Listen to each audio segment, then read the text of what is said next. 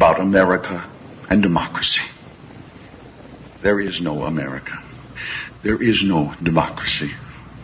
We no longer live in a world of nations and ideologies. The world is a college of corporations, inexorably determined by the immutable bylaws of business. The world is a business.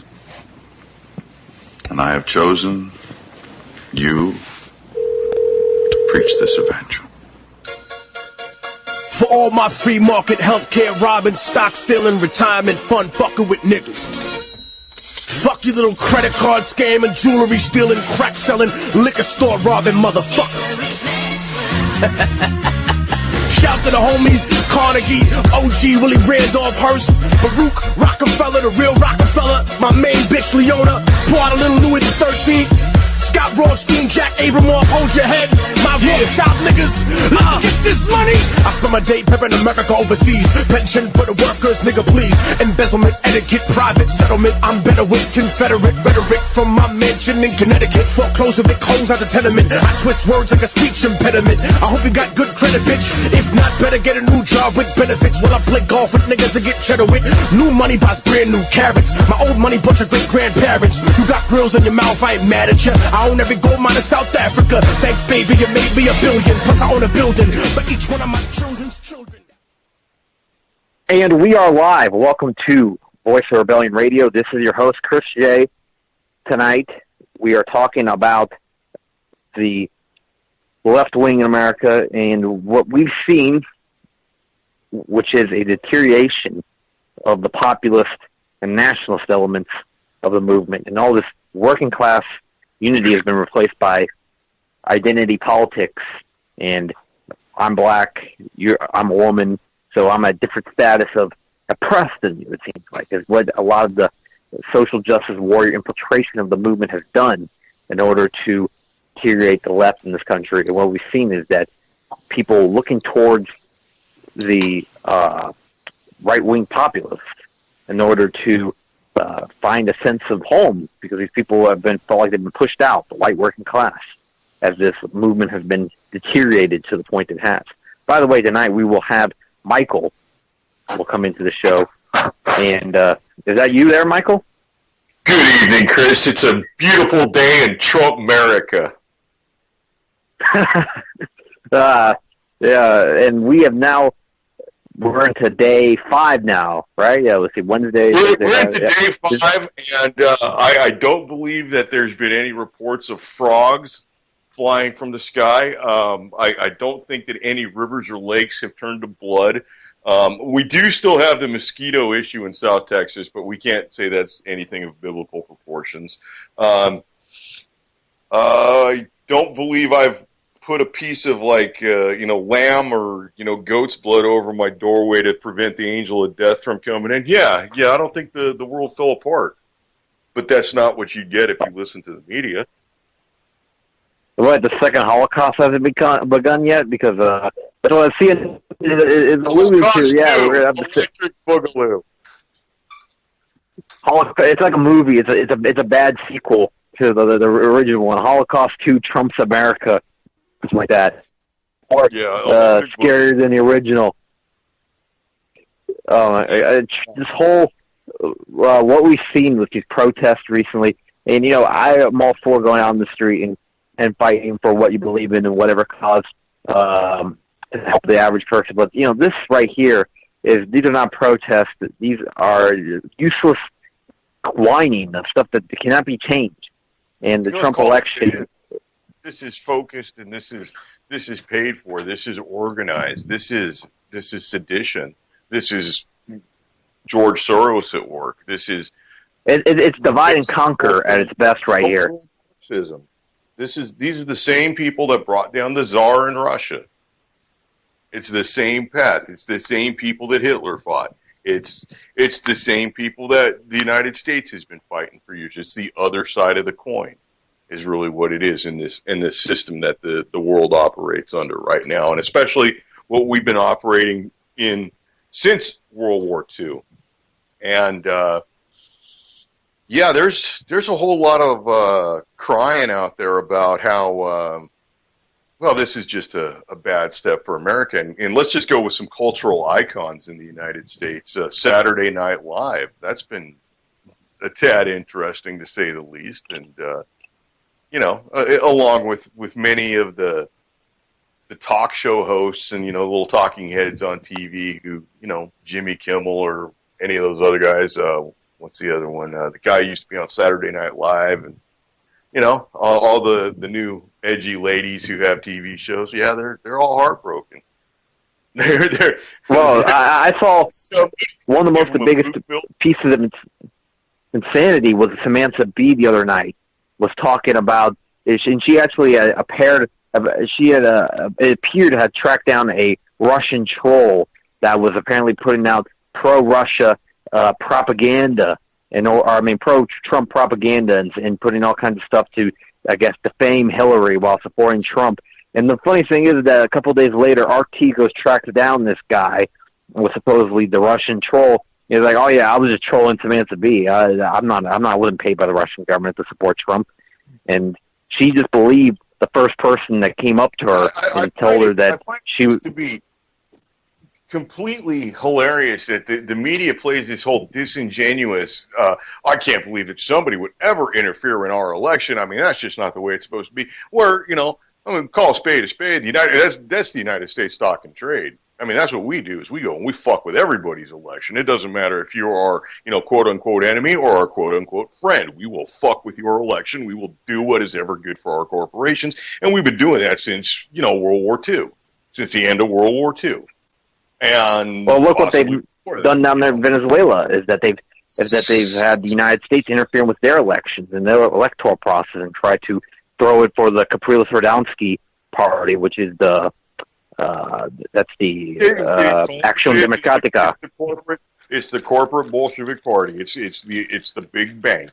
Is what it's the big bank wanting to come and subvert a nation's resources. We're going to make up all kinds of things.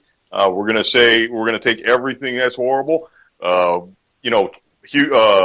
Maduro's nephew is a dope dealer, and there's starvation, and yeah, there is starvation. The plan is not working down there, or the plan is working perfectly.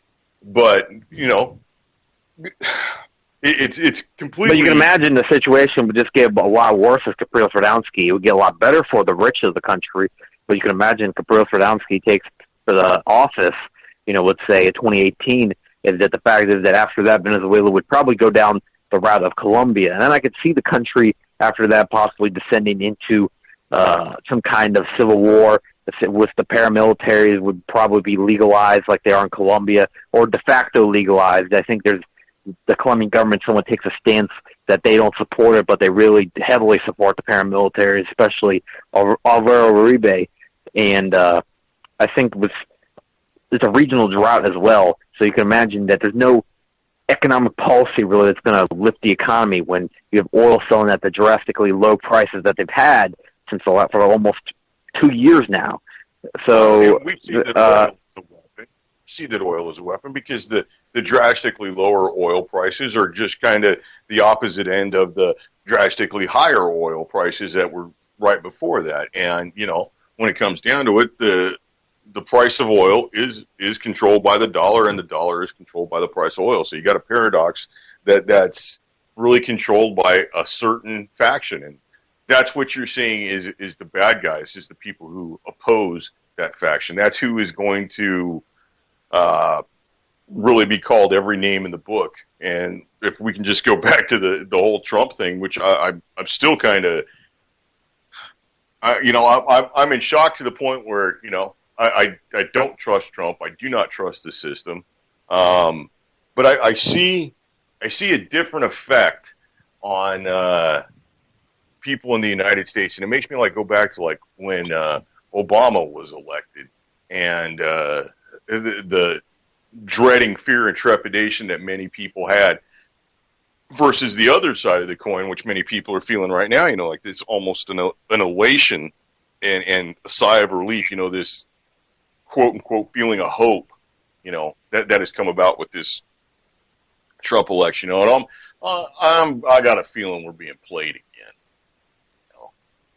Well, it's the same situation all over again, is that the status quo is defeated, quote-unquote, the status quo is defeated by a charismatic outsider like Barack Obama was in 2008, and there's this underlying feeling that he's going to do something drastic, like cut off the bankers or something like that, and there's, the rhetoric sort of points that way, but then again, there's that feeling with the other people that know what's going on and seen this before, that know that it's very unlikely that this is going to be different. And Trump, just like the Obama of 2008, there was a lot of hope behind him and a lot of belief that there's going to be a massive amount of change. But the possibility that a lot of these major things, for example, the possible withdrawal of troops from the Korean DMZ would be a major thing. The complete change of our relationship with Russia. Those two things are I think the withdrawal of the troops from the DMZ is very unlikely, and the relationship with Russia change, it might be a temporary change. There might be for a few months our tensions are lessened with Russia, but I think within 9-10 months into the Trump presidency, they probably would be tense again. Especially when we start talking about Iran and all of Russia's allies, is that Russia's not going to be is not going to really like the idea of putting even tougher sanctions on Iran, like Trump has suggested we should do. Yeah, well, I think you have to look at the suggestions Trump made as in total, because honestly, Trump suggested we build a wall. Trump suggested he grabs him by the pussy. None of these things are true. I mean, honestly, look, the guy, 11 years ago, he was worth way more than like $20 million back then, and that was a considerable amount of money, 11 years ago. It's a considerable amount of money now. But if he actually had grabbed somebody like that, somebody would have sued him. It's not like lawsuits are a new thing in this nation. Somebody would have sued him and got their chunk of cash. So I don't believe that. I think that's actually, Trump was already a billionaire years ago, so you can imagine the kind of money that somebody could take out of a lawsuit. Right. So he would have, like he said, he would have either fought it, depending on how he felt about the case, or as he said, he's exploited the system before, and it sometimes it's convenient for him to just pay something. So there's no saying that, but it doesn't make sense that the man 70 years old has been operating, and now the only allegations of sexual, impropriety and shenanigans other than what's already in public. And, the man's married and he wants to bang other women. That's his deal. I don't necessarily endorse it. And I don't necessarily find myself to be a super Trump fan by any means, but he lives in completely different circumstances than I do. But none of these allegations came out prior to that. And I'm not defending the guy. I'm just looking at this kind of logically. I don't know. Well, I'm pretty sure that, and let's be very frank about this, is that Donald Trump, a person like Donald Trump, could get practically, especially in the past, before he became an old fart, could get practically any woman he wanted. So the fact that he needs that he would have to force himself on women, it just seems unlikely. I'm not saying that. I think that it's possible that he did that as well. But if he absolutely needed to, he could like suffocate him with money, and attack them when they were passed out. Bill Cosby used roofies. Trump could have just buried them in the 20s. Trump the celebrity figure of Trump attracts so many women that he probably had more women calling him than he knew what to do with. Especially back in 2005 when he was huge. Then he got on the Celebrity Apprentice. I remember that when I was little, him being a big time celebrity, and he kind of faded out and then came back with the politics recently. But Trump has definitely, throughout his entire life, enjoyed that extremely high celebrity status. So that's also where it gets into my skepticism about him fighting for the average working American that works in a $10 an hour job in some rural city. I got some interesting thoughts about that. I mean, they're at least interesting to me. Other people may not care, but I see what you're saying there. But then you have to think that this guy has just done. How long was he actually doing rallies? He was doing rallies for at least 6 months, right? Really, actually, if you count the primaries and everything, it was a solid from the start to finish, about 17 months. And I mean, I guess you could say maybe about a month or two. He kind of took some breaks in there. For example, in between the May to I would say there was a period from May into June where he kind of didn't show us many appearances. But there were some days towards the end where he was doing 3 different cities a day, 3 rallies a day. Okay, that's exhausting. You think about that, and then we've seen some of the pictures of the lines and read the reporting on these Trump rallies, and you and I both know people who've gone to these rallies and said that they're huge. And so you got to think that there's Donald Trump, and he's a worldly man and all, and he's probably spoken to people, and he's probably spoken to crowds that big prior to this. But has he spoken to crowds that big 3 times a day for 8 days in a row? I think that would have a tendency maybe to change a man's mind, as to the gravity of the situation. That maybe this isn't, maybe he's not going to make the top dollar, but Jesus, he's got a little bit of power. Maybe he's come to that kind of realization at some point. Maybe he's just, maybe he's a guy who just wants to make a buck. I don't, we'll have to see, but at least there's, let me relate something from my life. I got a friend who's a little bit older. He's a good dude. He's a military veteran, and believes in the way that this country was taught. We were taught the way that this country should be, and really kind of disturbed by the whole Obama thing, and disturbed by Hillary, and disturbed by the endless spending on wars. Basically the whole older American, I am not happy with how this thing is going on. And he's kind of taken a new track in life, and he's kind of decided that he's going to pick up and get himself on a health kick. And he says he feels like there's hope. And I don't know. I think that's kind of a very interesting thing, because you have to juxtapose that with, 8 years ago, that's what people were saying when Obama was elected, right? Exactly. That's why I was very skeptical, because we've seen this shit before. And this is not the first. That wasn't even the first time itself. Look at 1980. Right. People were saying very similar things with Ronald Reagan when he was elected. And what happened? Our military-industrial complex was emboldened by the Reagan administration. We ended up getting a few of our soldiers killed in a We invaded Grenada. We almost got into a world war with North Korea in 1984. And with the Soviets and everybody. Remember that Congress outlawed Russia, and we begin bombing in 5 minutes?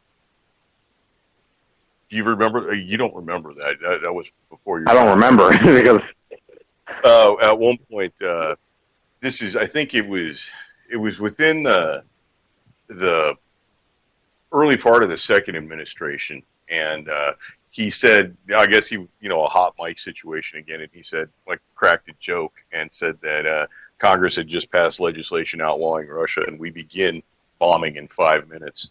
And ha ha ha, and that got played, and oh my God, look at him, he's a warmonger. Well, no, look at him, he's a warmonger because we actually made war everywhere, But hey, well, the early '80s is some of the worst years for the proxy wars that were happening in the Cold War. I mean, we had Grenada, we had our involvement, the nasty involvement down there with the Contras, the Contra rebels down there in Nicaragua.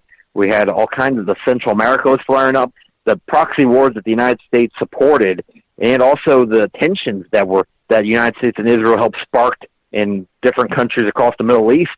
It almost ended up being World War III. I mean, we were about 1 minute here, 1 minute there, 1 minute over there, from World War III sparking up during the Reagan administration. And I'll tell you what, no matter what people say about Trump, and honestly, I got my reservations about Trump. I mean, I no more like Trump than I absolutely despise Hillary.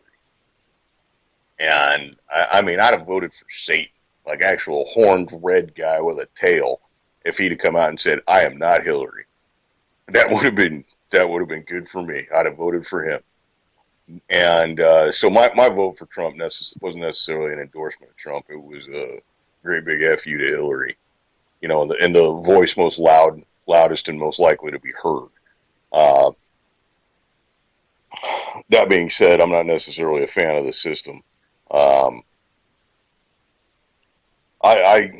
don't know. We're entering an interesting time, and it's just interesting to see some of the forces that have caused mayhem throughout the world in the past are kind of like up to it again, and I think we're kind of like looking at an American Spring on the way.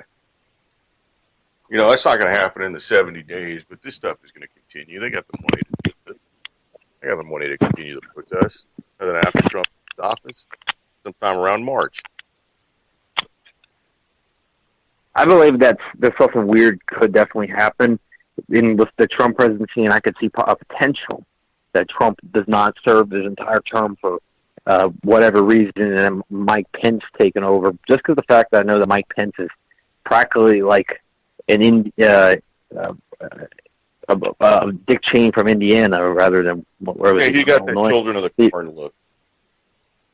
Yeah, he's really Mike Pence is known to be a 100% establishment Republican, and that was what was so surprising when Trump picked him in July. Is that it looked like it was a forced pick, or that again made Trump just all part of the plan, and that he did that all on his own. Doesn't do homework, and he just kind of like picks. You know, yeah, that guy looks good. Yeah, he's got a good look. Chicks will dig him. Yeah, maybe that's the way he does it. Because there was all kinds of, you know, if you're going for something anti-establishment. Trump doesn't really have anything. Like when you come to think about it, you know, like nobody says, "Well, I got Trump golf clubs at home, and you know, I can really, you know, drive the ball a lot farther. You know, I've got Trump brand shocks on my car." No, Trump isn't. He's not like a product. He's more like a brand. You know, it's kind of like how.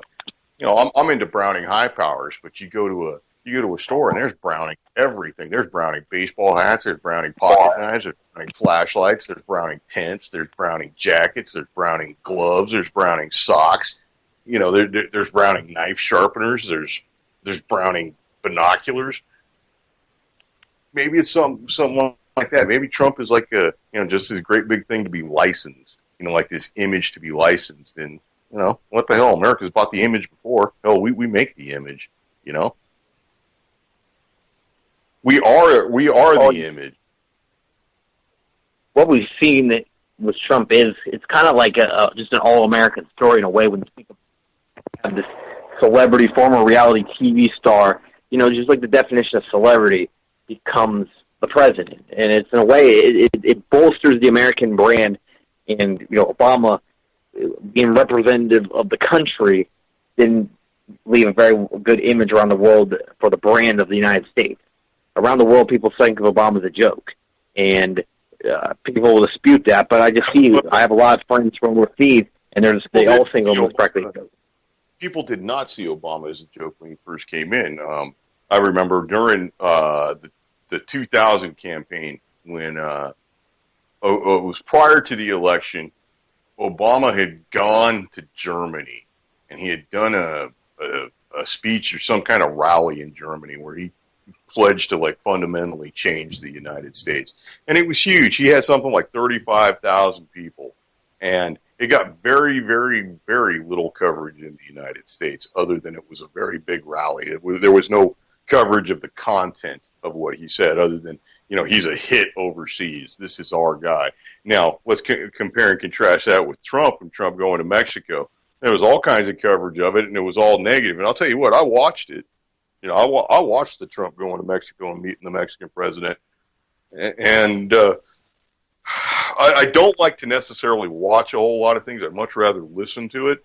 But I watched that, and there was a stark difference between the two, and a stark difference that plays into like a lot of psychological things, right? Like Trump stands there, and he is, well, shit, he's easy a foot taller than the Mexican president. He's probably about, easy 100 pounds heavier. He looks like a man who can take care of business. He's got the appearance of somebody Oh, who yeah. can make. Trump's definitely intimidating whenever he's in a room. It's like, I can just imagine that's part of the reason why he was so. Well, he's got a charisma. I mean, look, he's got to have some sort of skill. If he can fill, rallies at 35,000 people and then have 15,000 people outside, in the overflow area, and people standing in line and waiting and getting there 8 hours early to hear this dude talk for, 30 minutes. Yeah, actually, I had a couple people I know from Facebook that were on, or actually I know from high school, and I saw on Facebook they actually went to the Trump rallies, and the ones around here in Tampa were gigantic. I mean, we had 17,000 in the primaries. I don't know how many showed up for the general election rally that we had in the last few weeks of the Trump election. So it's definitely, a lot of it is the charisma that he has. In a way, reminds me of 2008 Obama, and that's why it's very, very hard to not be skeptical, and not just it's very hard for me not just to completely say there is no hope in this candidate. There's no way that anything's going to change, and that's what I don't see any reason to think otherwise. They would not let him win, I don't think, if he actually had a plan that could change anything significant. For example, our relationship, the major one, that weighs on me pretty heavily, is our relationship with Israel. And what we're giving $5 billion annually as a base pay, and then we have all these packages and bonuses just for them being existing. They don't even do anything for us. We just give them $5 billion for flat pay, and then all these packages. Every Israeli citizen would receive over $6,000 a year. While imagine if every American received a check that's over $6,000 a year, and what we could do with that kind of. I mean, everybody could pay for their health care. Everybody could stimulate the economy by going out and buying a few things that they need or a few things that they want. It would be a huge boost to our economy. But we give $6,000 to every single person over there in Israel, who a lot of them don't like us. We don't give $6,000 to every person in Israel. We give their government the equivalent of $6,000 per citizen of Israel. Is how. Well, yeah, it's ridiculous though, but ultimately, what's to say that the citizens of Israel, or we should say the correct citizens of Israel, the chosen citizens of Israel, do receive benefit from that. I mean, we can take a look. Israel has, state-funded health care. They have a single-payer healthcare system. You don't have to. There's no filling out insurance forms and playing that kind of game. If you get injured in Israel, you go to the hospital, you get ambulance comes and picks you up, they come and get you. You don't end up with a bill for, a bankrupting bill in 3 weeks after you get out and, you're crippled and whatever. They have completely free education.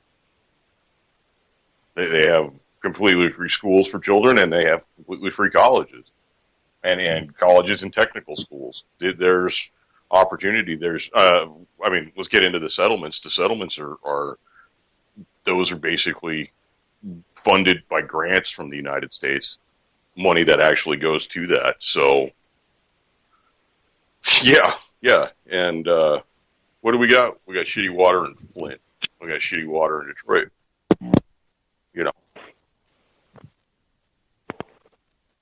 We have a healthcare system that's basically going to implode here and require the enslavement of the young who never use it to pay for the old who will get the bare minimum, So I think maybe people are sick of it. Maybe Trump is just a great big scream of, people going to the window, I'm mad as hell and I won't take it anymore. Maybe that's the best we got right now. Well, I guess we just have to deal with the card that we've been played, is what a lot of people are saying, and what some of my more optimistic There's a lot of Facebook people who are not saying that. There's a lot of people who are not saying that, as we see in these funded rallies, right? These rallies that have been going on for 5 days now.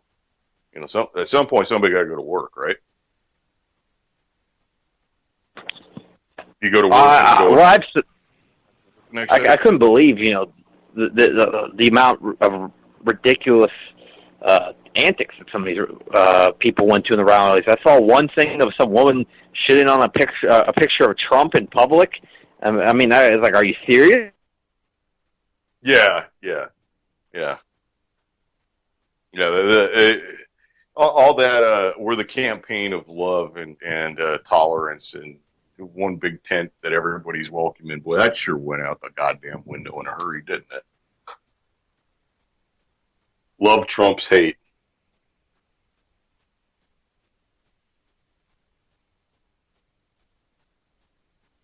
Did I lose you? Chris, I think I might have lost you.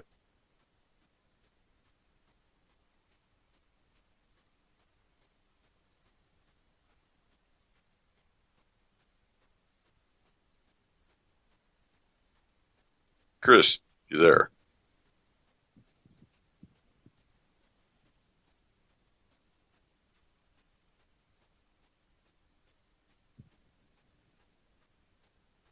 Okay, well, I don't know if Chris is there. I'm just going to continue on as if he was going to come back. I don't know. We've seen that. Well, it's a new day for America.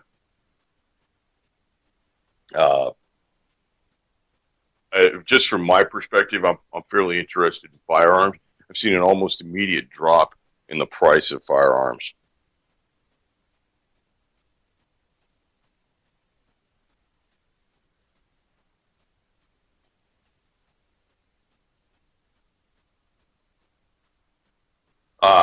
I've seen that Palmetto State Armory has an AR-15, complete AR-15 flat top kit, which is just the bare bones basic mil-spec AR. You know, it's nothing fancy on it. And $379, you put it together yourself. That's a far cry from what it was expected to be just, a week ago. I was seriously contemplating putting in some money, and I didn't end up doing it. I'm not necessarily happy nor regretful that I didn't do it, but I was considering going in on a ton of AR-15 lowers, completely stripped lower, just the actual numbered part, and making a flip on those in the future. We got to go back and consider the Sandy Hook area and that time frame, and those things are going for $350 a piece, and now you can buy them for $49, $60, something like that. Crazy. Yeah. So I mean, it's really kind of affected a whole lot of areas of the narrative. Seen bunch of celebrities yapping about prior to the whole election, yapping about how they were going to take off, and this was the end of the world. And if Trump got elected, they were going to Canada. They were going to have to learn Spanish and move to Spain or someplace that's not Mexico. Not a damn one of them has stood up to their word, and actually, they've come out and said, well, we were just joking. We're comedians. And, well, you have to remind me you're a comedian. You're not really, really good at it. But that's neither here nor there. Something I find sort of interesting is the Saturday Night Live thing. And looking at just the past couple of weeks, it's been nothing but this anti-Trump narrative.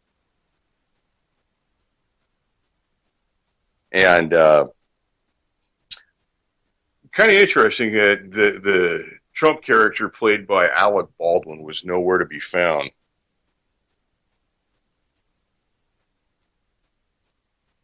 I was wondering if maybe he was packing for his departure to Canada. I don't know. I find celebrities like Lena Dunham, who's now been silent for, I think we're going on 5 days on Twitter. She's not said anything, not come out and given her usual snarky smugness about how she just knows better than the rest of hick America and rednecks. And, just kind of watching the media spin on this, they haven't learned a damn thing from what happened. I find it. I watched a replay of Morning Joe, and I find Morning Joe to be interesting just because it's kind of one of those shows that I guess would be insider-ish. You got Joe Scarborough, who is a former congressman, and he had a woman die in his presence, and there's alcohol and infidelity and marital stuff involved, and no charges ever came, no wrongdoing ever found. He ended up losing his spot. So that kind of makes me think somebody's got something on this guy. He's willing to do what's told. And then on the other, his co-host is Mika Brzezinski, who's the daughter of Zbigniew Brzezinski. Zbigniew Brzezinski, author of the book The Grand Chessboard. He was Jimmy Carter's man. He built the Taliban into who they are, and the entire war in Afghanistan in the 80s against the Soviets was kind of his baby. And I can't say that he started it, but he provoked it and drug the Soviets into it to where they collapsed. It bled them dry, and so those are two interesting people to kind of keep their eyeball on. And they had Michael Moore, fat round body from Michigan, who makes some kind of poignant movies. I guess you'd call him a man of the people, but maybe he's a little too far left for me, and maybe. I don't know. He's not necessarily my cup of tea. And then some guy, I don't know, some goofy-haired, I'm going to guess he was Pakistani or something. I can't remember his name. Some sort of writer from, very metrosexual looking, from New York City. And they were discussing the disconnect between, the media and the result. And this Pakistani guy could not understand why, I guess you could call it redneck America, just couldn't see what an evil man that Trump is. And redneck America, this is just proof positive that they are racist and evil, and basically everybody's in the KKK if you don't live within the major metro areas. And I don't think they've come to the realization that a good portion of the United States doesn't really give a shit how they do it in New York. They don't care about Los Angeles or Chicago or San Francisco. They have a real life, and it's not about this romanticized idea of, the fantasy of the high society that really kind of only exists on the exploitation of the labors of people who work in the factory in somewhere in nowhere, Indiana, or the guy who picks the lettuce that ends up being served, at a high-end restaurant in New York City at, $75 for a salad or something like that. There's a great big disconnect there. And I found it really interesting that this guy was screaming for almost a mandatory education of what he would consider to be the redneck Americans. And this forced learning about how they, the upper class, this elite, this progressive movement feels. And found it kind of interesting that Michael Moore, who is somebody who, he wears a baseball hat. And I guess that kind of says it all. He doesn't wear a nice, brand new red Make America Great hat. He wears, grimy, grubby old hat. I kind of got to respect him for that. I got grimy, grubby old hats I wear. He seems to understand exactly what happened. And he sees that Trump, whether he believes it or not, actually stood up and kind of said what the people have been dying to say for decades. That they're tired of seeing the good jobs getting moved out, and they're being replaced with Walmart jobs or TGI Friday jobs or something. When they got a family of making cars that's got a history of making cars back to the 30s, and now their kids aspire to be the Walmart manager. And that's not to disparage Walmart managers, but it's a completely different, economic cycle and lifestyle than somebody who works in auto factories or in any kind of factory, any kind of production. Well, I hope that picks up. It appears I'm back. Thank the Lord Jesus. See, this we can give this to Trump because he made the airwaves great again. I don't know, man. I've just been ranting for a while. So I was about to start ranting about Israel. Actually, I was starting to talk about. I did not rant about Israel because I figured this is your show, and I should not rant about Israel and get you ADL'd. When you're not even there. So you go right ahead. Yeah, you get on a higher priority from the ADL.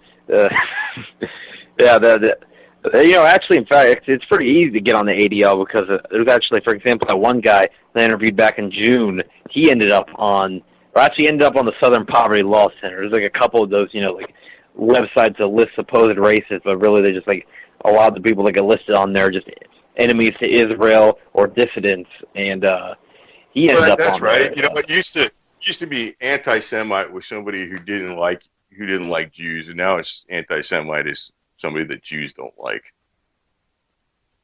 Yeah, I forgot who actually said that quote, but it's very true that it's definitely the term has changed. And ultimately, just look at the term anti-Semite. It's a catch-all term that doesn't really mean anything because when you look at it, Semite it's a family of languages or Semitic people which are from Palestine region. You look at the people of Palestine; they're Semites.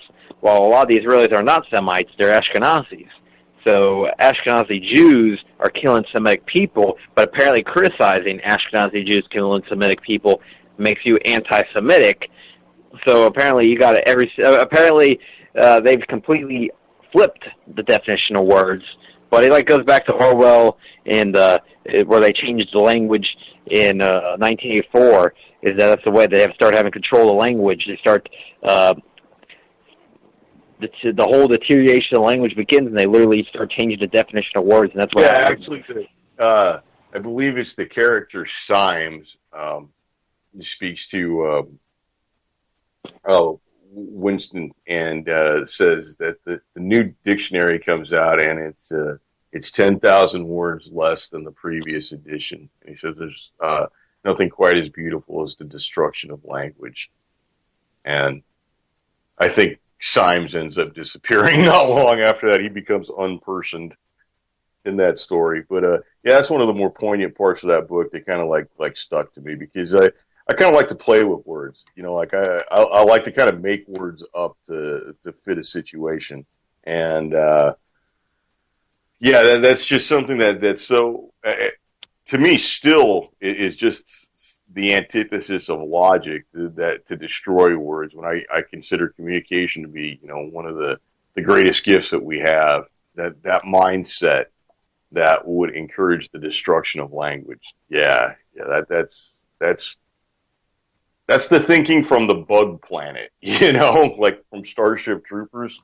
That's against my religion.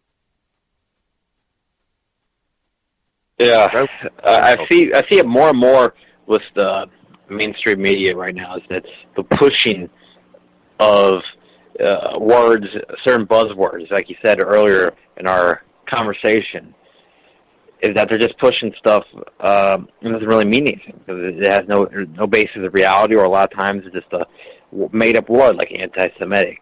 And people see that word and they see, oh my God, that guy is that, so we can't support him. Like when they pushed that 2 years ago, remember the big thing was, oh, Vladimir Putin is a homophobic. There's no real basis to say that besides the fact that he pushed some law that was not homophobic. If you actually read what the law was about in 2014. And everybody was freaking out, oh, we need to boycott the Olympics, we need to do this. And it goes back to what I said, the outrage. It's only when the media tells them to be outraged. And it's been the same thing. I've seen this multiple times. A good friend of mine, JJ, calls those people the professionally appalled. They've got nothing if they can't be screaming. And, like the Putin gay thing, I don't think he necessarily hates gays. It's that he loves his people. He loves his country, and he realizes that there's a population growth issue in the Soviet Union, and if he doesn't take care of the population issue, nothing's going to happen. And straight up honest, gays don't make babies. They can have children, quote unquote, through adoption or it's not just that. It's really the friction it causes. The amount of how the West treats gays now, and it's not more gay culture, and it seems to be almost being pushed by the media. We have this really flood of it coming in through our televisions, and what it does is that it causes friction in Russia between them and also the more conservative crowd, and they've had clashes in the streets. So it was actually, in a way, if you look at the very simplistic nature, it was actually really a security issue more than anything. And then also, yes, you're right, the population growth. I feel like it's a separate issue, but that's also a problem because Russia is a country that has only 175 million people, I believe. It might be 125 million. I think it's 175 million. In a country that's so sparsely populated, we have so much empty area in Russia, especially in eastern Russia, and they want to change that because they have a lot of land they're not using, a lot of land that can be put to use to producing more food. Russia is the biggest producer of wheat, but maybe they want to become one day the biggest producer of other things, and also more industrialization in certain areas. While you got, for example, in the Russian Far East, practically nothing over there. And, putting more people in these certain areas also makes a better defense from whoever might want to counter Russia. From whatever angle they will attack, there'll be people there. But right now, an enemy could come in from the southeast and there'd be practically nobody to stop them. Unlike, coming from the west, like what happened in the 40s, and they were stopped because not only were there plenty of troops, there was also the villagers there that were turned into troops, and it turned into be just an all-out flood. The Germans would be sometimes outnumbered 50-1 in so many cases. While the Germans might have superior technology, the Russians had superior numbers. I don't know. I mean, the Russian superior numbers thing. Look, you can't argue superior numbers anymore when you have China and India and honestly Pakistan. You throw them into the mix, the numbers don't count. Whatever numbers you have, you start getting into like 8-1, 12-1 situations at that point. There is no number situation when you start considering that. And I mean, got to look at it honestly and logically. China is going to be the new power, Russia may be in on it, but they're not going to be the power. China is the power. China is what we have to focus on. We missed the Asia pivot by 12 years.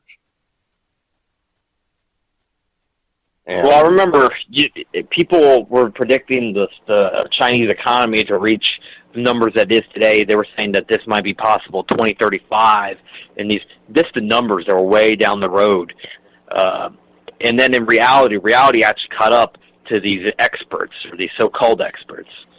And it became, maybe 2020, then 2015, and it actually happened where 2011, where the Chinese economy surpassed the American economy. I'm not sure if it was a total surpass, but it was a surpass, at least on a major statistic.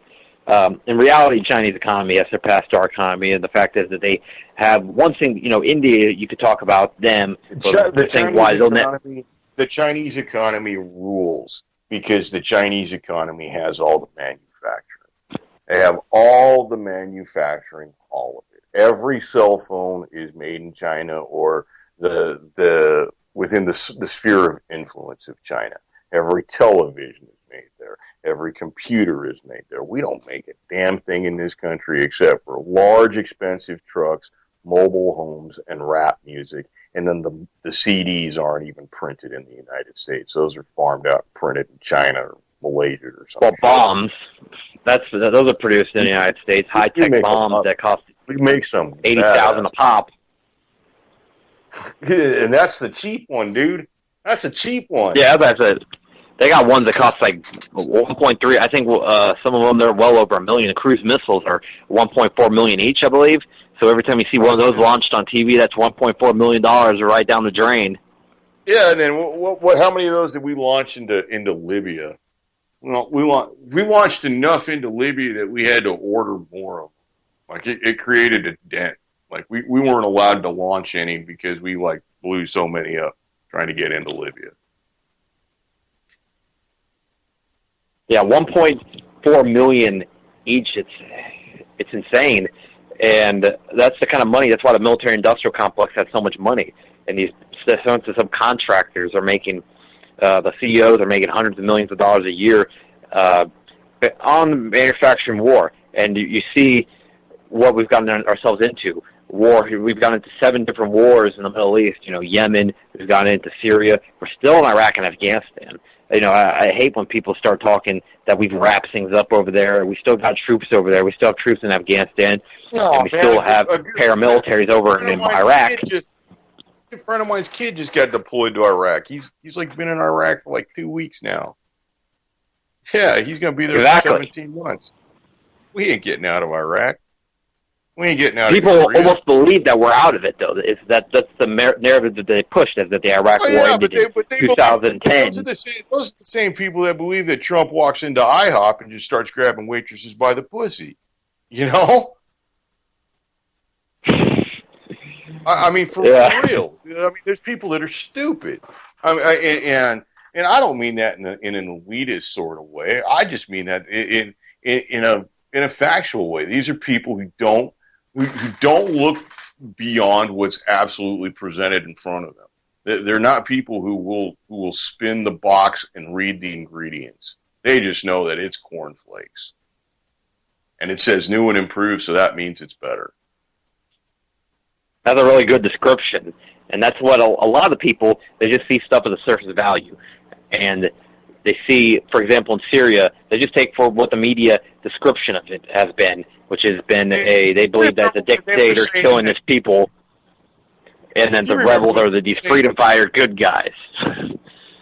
Do you remember that they were saying when we were doing the bombing in Libya and they were pushing really, really hard for a no-fly zone and maybe American boots on the ground to help these people? Do you remember that they were saying that Gaddafi was giving his soldiers a mixture of chocolate, methamphetamine, and Viagra because it helped them kill and rape better? Yeah, I remember something like that about some crazy drug that they were giving the Libyan soldiers or whatnot. Which is, it goes on to, they've said that before. I mean, they said that if all else fails, start going to their soldiers or their leaders or druggies. They said about other leaders in the past, for example, they pushed it. They said the Japanese they blamed their craziness on that. They gave them methamphetamine. Remember, they have whole shows on stuff about how. Hitler some of that is based in reality. Okay, so there that stuff is true, but I'm saying that they really that's what they like to go to. And I mean, but Libya was completely false. Well, yeah, because you know what? Honestly, if you gave somebody Viagra, what is he going to do?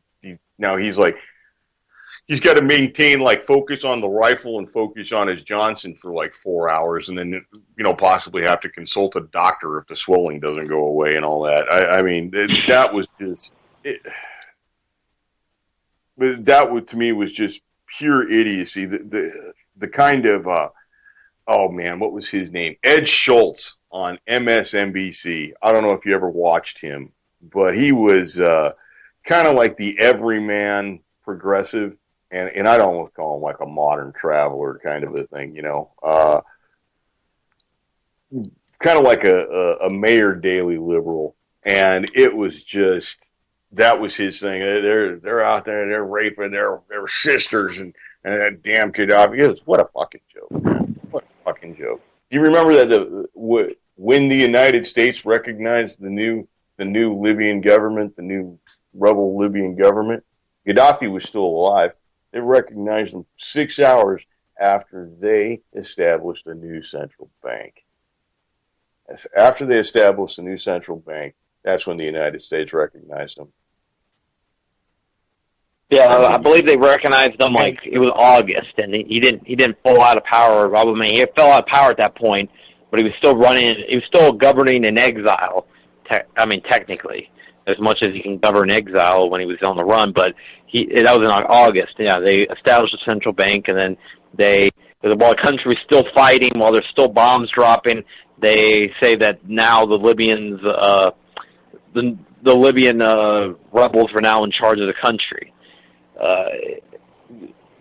All that happened in Libya and still going on. People think that it's another thing is that they think that's something that was wrapped up 5 years ago, but it's actually going on to this day. And a lot of the same people who are fighting in that civil war, the ones that have been killed by the carnage, are still fighting now.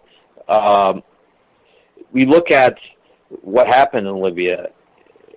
It was exactly like what's happening in Syria right now, and you had this Arab Spring type of thing go on, and the protest turned into violence, and these rebels that were paid, obviously, from outside, even though that the West will deny it, and they'll deny it very hard.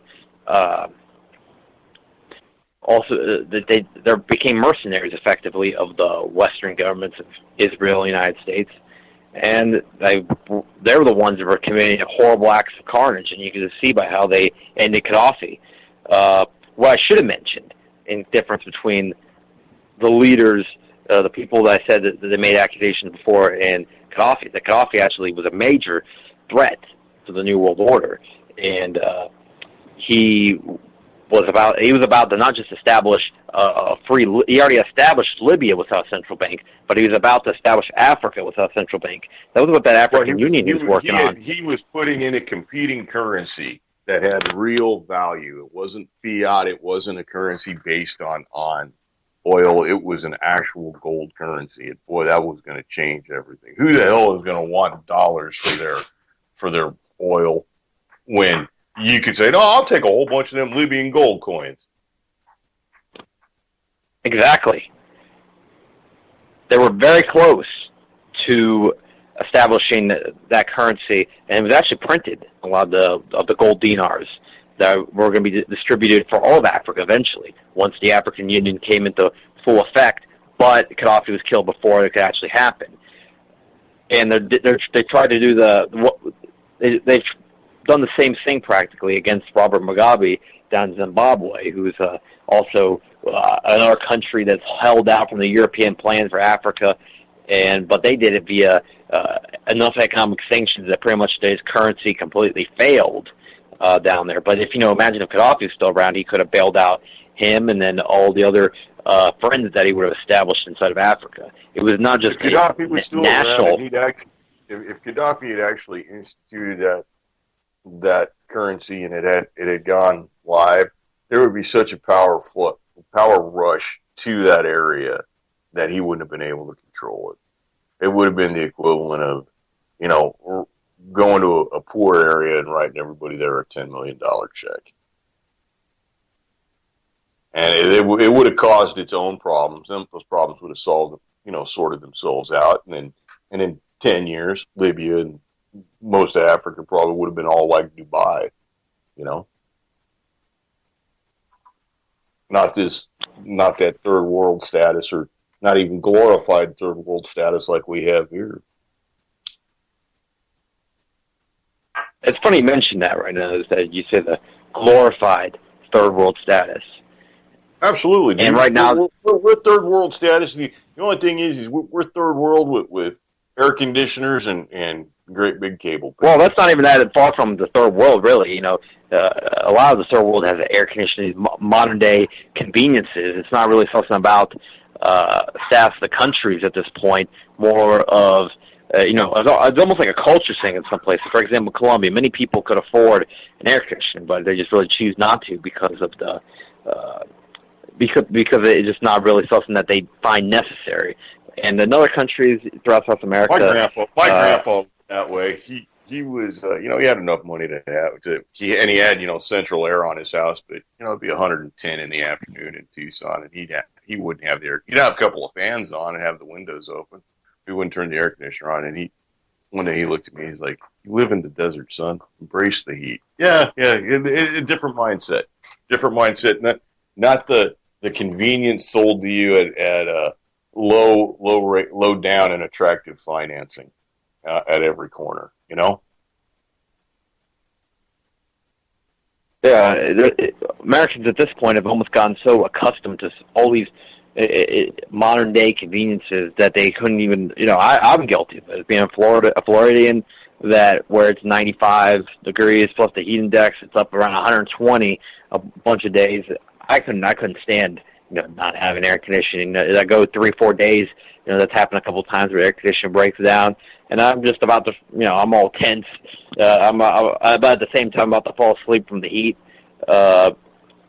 And that's, I know a lot of Americans are a lot worse. I mean, it's like literally 2 days, and they'd be paying whatever the air conditioning guy to get it fixed. And it's like, oh, yeah, I'll pay you $1,000 just to get down here. That's what some of the Floridians around here would be saying if they lost their air conditioning for just a few hours. Oh yeah, absolutely. Yeah, I mean, I'm coastal. I'm on the Gulf Coast too, and yeah, it's that. The only saving grace I have here is I'm so close to the water that there's a breeze. But if I was, in your area, damn, I don't know if I can handle it without an air conditioner. I mean, that's one of the considerations I'm making as I'm getting older. Is I don't want to fight the heat every summer, and it's not even every summer. It's every year for 7-8 months. I can't have it. Like tonight's one of the first nights I haven't had the air conditioner on in a while. Yeah, we just start cooling down here. In fact, we are tonight's going to be pretty chilly. I think it's going to be in the 50s tonight. Florida. Shit, you are going to see people walking around in parkas in the morning. I know exactly what that's like. I live in the same sort of mindset where people will wear the minute it drops below 60. Out comes the snow gear. And then, yeah, exactly. Unfortunately, we have snowbirds, just like you get snowbirds, who are from Iowa or from Canada or something, and they'll be walking around in like shorts and a t-shirt when it is actually cold here, when it's like in the 30s, those 3 days it gets cold here. They'll be walking around in shorts and a t-shirt fine because it's sunny. I find that accurate.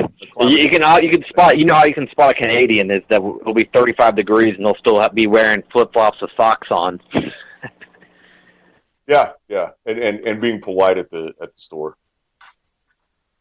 Yeah, they're not the ones that are rude to the cashiers. Canadians don't tip at restaurants, and they give you that bullshit. They don't understand it's the culture. You people get American TV, you know it, and I'll tell you what, I have it on good word that Trump is going to put a wall on the northern border. So watch out, snow Mexicans. It's coming for you.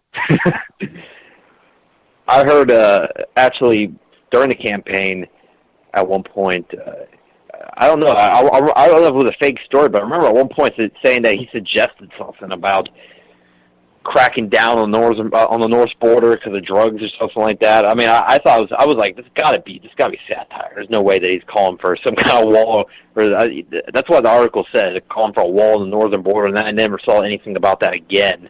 I was like, yeah, we're gonna be walled in or something. He's gonna put the giant Berlin Wall around the United States. I find the whole wall thing to be a ridiculous in itself because it's what's going to cost. I seriously, I find it to be laughable. People. Well, it's going to cost like $25 billion. Who's going to build it? And I'm not saying that a wall can only be built by Mexicans, but look at it. Look at what you get. You get you've got housing developments that are going in all over the place. Like in the county area where they're knocking down old farms and they're putting them in. They get one of those contractors to start building the wall. You get a stick and stucco wall. Stick and stucco wall that's got defective PVC in it and drywall that gives you cancer. It's a joke. I think, and also, I've thought about something is that what does the wall going to be made out of? So, I mean, if somebody with a sledgehammer could just bust through it, and they would have to be constantly repairing it, unless we're going to have patrols on the top of it, like it's the Berlin Wall, which I doubt that's going to happen because that would cost some ridiculous amount of money to pay the soldiers just to guard it. I think the wall was just just bait to get some of the more. That's it. It's all about the sale. It's all about the sale. And Trump wasn't selling no wall. Trump was selling different. And wall was one of the sparkly things he promised that would create part of different. You ain't getting a wall. There is not going to be any wall.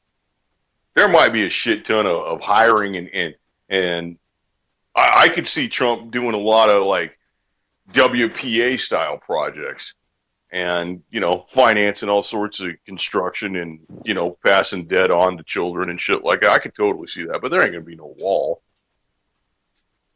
The wall just ain't going to fly. No, not at all. The wall, it's one other thing. I think this also goes along with the Muslim ban. It's another piece of the bait. There's no way that the Muslim ban is going to sales.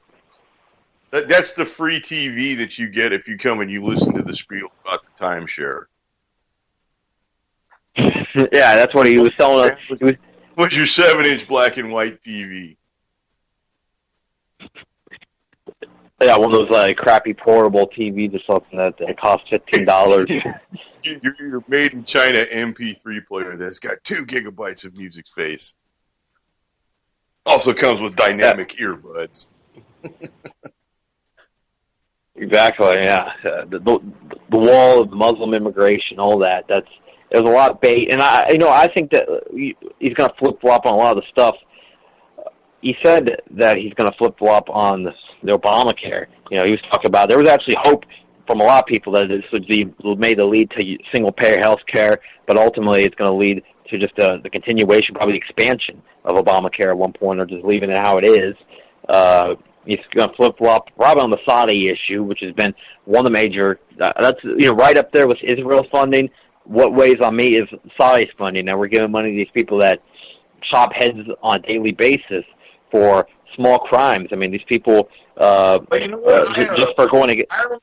I almost see that interesting in a different way. I do remember that Prince Alaweed had sent a tweet a few months back, and I believe this is right about the time that Trump had won the Republican primaries and had become the candidate. And he sent out some kind of tweet saying something about, what a dark day for America that somebody like Trump could be, considered. And Trump called him dopey Prince Alaweed, look at that loser, some bullshit like he does in his in his tweets, right?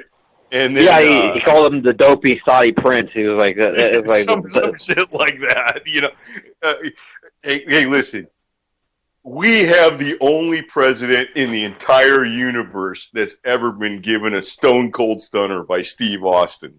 Remember that. Yeah, we also. I mean, it's very interesting, to say the least. The whole thing about you look back at the thing that Trump did before. It's like, wait a minute, this guy is our president now. You look back at Whatever. Ronald Reagan made movies with monkeys. monkeys. Yeah.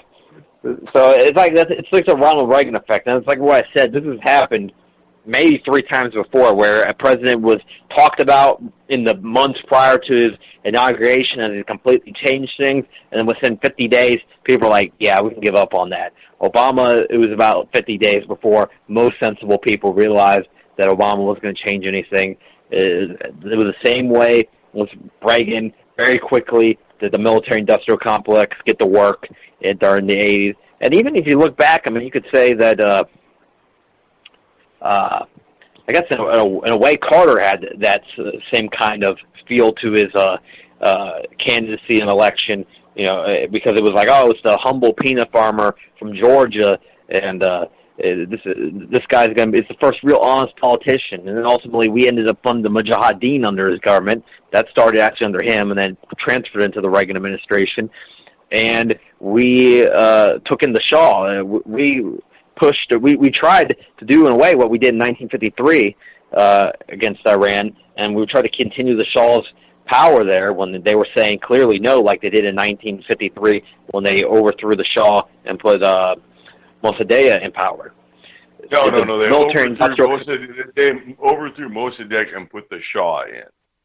No, I was talking about when the Iranian people put Mossadegh in power after that. They clearly said no to the Shah in 1953 when they elected Mossadegh, and the Shah was overthrown. Then we immediately put the Shah back in power in 1953. And he ruled for 26 years. Mossadegh was a commie. He was going to get in the way of the money. Yeah, he was going to get in the way of the money. That's all it is. So we have to call him everything. He was a racist, anti-Semite, big. He thought Mossadegh probably grabbed pussy. I wouldn't be surprised if he did that. He went around and just lifted burqas and grabbed women. Yeah, he went around the female-only section of his rallies and just started grabbing pussy. It was segregated right down the middle. He went down the left. He had him. He had him fill out a little form at the beginning. It's like, do you subject to having your pussy grabbed? And then they put you in the front. It's like they suggest they put it segregated by pussy grab.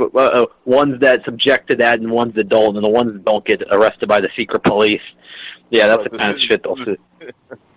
I mean, it's all bullshit. Yeah, I mean, it's complete and total bullshit. We see it on CNN, which CNN is just seriously still stunned and asking for just a moment of calm in this time of outrage in this nation when we all have to. I'm telling you, it's like they almost call for they're almost calling for a moment of silence. They're like acting like we just lost 5,000 Americans in a terror attack or something like that, or that we just got hit by a terrible Category 5 hurricane right in the center of Miami. The whole attitude right now, the media, is the only thing that should give people some hope. It's like, oh, well, the media is. That's what I was thinking deep down. Like the media seems to be literally distraught from this. The most shameful thing in the entire history of the United States is the election of Trump. We have this has sullied our otherwise spotless reputation. This is worse than slavery.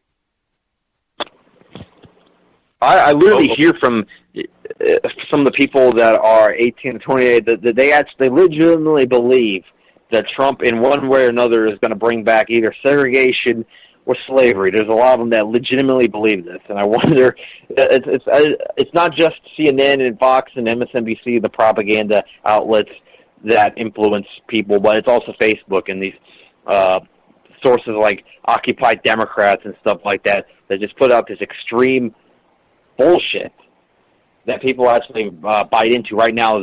This, if you've ever been on Facebook, you'll see their videos every now and then. Sometimes they make some good points. Honest with you. I haven't been on Facebook since they stopped selling guns on Facebook. I got no use for that shit. Since they stopped selling guns on Facebook, yeah, no, fuck it. I don't need that shit. I can go make a fake name for something else. Yeah. Yeah, fuck you, Zucker. Yeah, no, you can be the Peanut Man somewhere else. Have the picture of the Peanut Man on a different social media. You could go on VK. You could go talk to some hot Russian chicks on VK. That's the Russian Facebook. I actually got one there. I actually got one there. Use for social media. Other than I do have Twitter, and I'm not going to give you my Twitter because you know what? I don't need anybody's bullshit. But I have Twitter just because I enjoy the ability to follow like breaking news. If I can figure out what the hashtag is and put in the hashtag, I can, or I find it, I can follow, breaking news stories and kind of get the man on the street before I get the Don Lemon and, Wolf Blitzer spin. And it gives you the opportunity to yell, cause like I sent tweets to Cher, Lady Gaga, Lena Dunham, Katy Perry, Whoopi Goldberg, Anna Navarro. So, go! GTFO! Leave Dodge by sundown. People made your promise. Amy Schumer, I sent her one. People made your promise. Go. Tired of your shit. How many celebrities said something like that? There was a lot of celebrities that were saying, "Oh yeah, Trump's elected. We're moving to Canada. Or we're leaving the country." And now that that's actually happened, they're not going to go. I saw some post that said Canada. All these Americans want to move to Canada realize that Canada has actual immigration laws and it's not easy at all to move to Canada. And that's kind of true. Is that for Americans, you have to be some kind of skilled. Some kind of skilled worker, or you have to have some kind of degree, or you got. And if you're over like 50, they don't even allow you practically, or there's like a 1% chance they're going to approve if you're over 50. If you're over 60, they don't take you. You don't become a citizen whatsoever. So there's all kinds of restrictions on that. You can't even go to Canada for like a vacation if you have a DUI. No, I've heard this before, and some of our friends here in UCY, I think, the UCY circle, I heard of these instances like that where you just get one simple, like a DUI or something, and then they don't let you cross the Canadian border. They're very strict on that, who comes in and out of their country. It used to be very easy, though, before there was the, 10 years ago was when they brought the requirement that you had to either have your passport, or for like people, I guess, that cross often, they can issue you like a special driver's ID that says it gives you access to go into Canada. You have to have one or two. I think that's the rule. I understand. Now. If you have DUI and you try to go into Canada, depending on how long ago the DUI was, you can have a wait of up to 12 years that you have to wait and have no further infractions of any sort. So that means no speeding tickets, you didn't have your blinker on, and, Johnny Law with the double mirrored sunglasses didn't come and, pull you over and gaffle you up and, that kind of thing. You can't have any sort of shoplifting or anything, because I know we got a bunch of shoplifters in the audience. So nothing like that. And then if you complete those 12 years, then you can apply by getting yourself a Canadian attorney and then paying the application fee.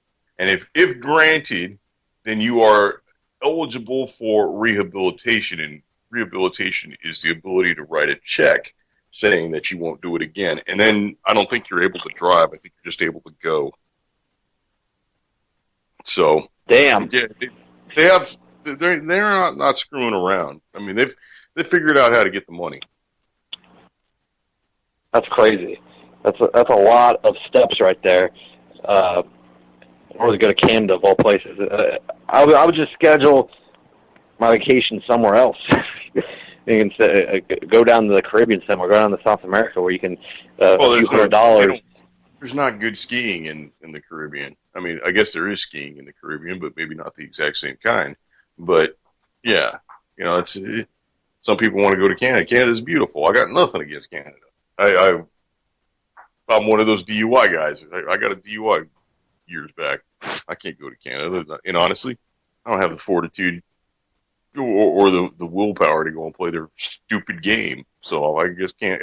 So I guess I'm banned from like the third largest landmass on the planet. Caribbean, a few $100s goes a long ways, and that's why I would say right now the place that would be one place to be very interesting to see would be Cuba right now, because the fact that it's been practically untouched for 50-something years now, and now that's finally being opened up, and you can go visit there from Florida. It's like only a few $100 to get on a flight and go down there. There's so many import-export places being opened up down there right now. You know, Shackelberg XM is coming in, and that's what I'm saying. It won't be like that for very long. This is a unique opportunity. It was like going, Vietnam in 1995 or something like that, when it had been closed off for the last 20 years after the fall of Saigon. They allowed no Americans in, or actually, well, we didn't allow us to go to. It was the American government didn't allow people to go to Vietnam. And then they lifted that restriction. It was people that went there saw a unique experience. That would be the same thing for Cuba right now, because it's been practically untouched by American tourists for 50-something years. But you're right; they're already. I feel like this opening up to Cuba is not really a change of relationship with Cuba. It's the American government realizing that they can't assassinate their leaders or try to thwart their government from outside, so they'll come inside and establish an embassy.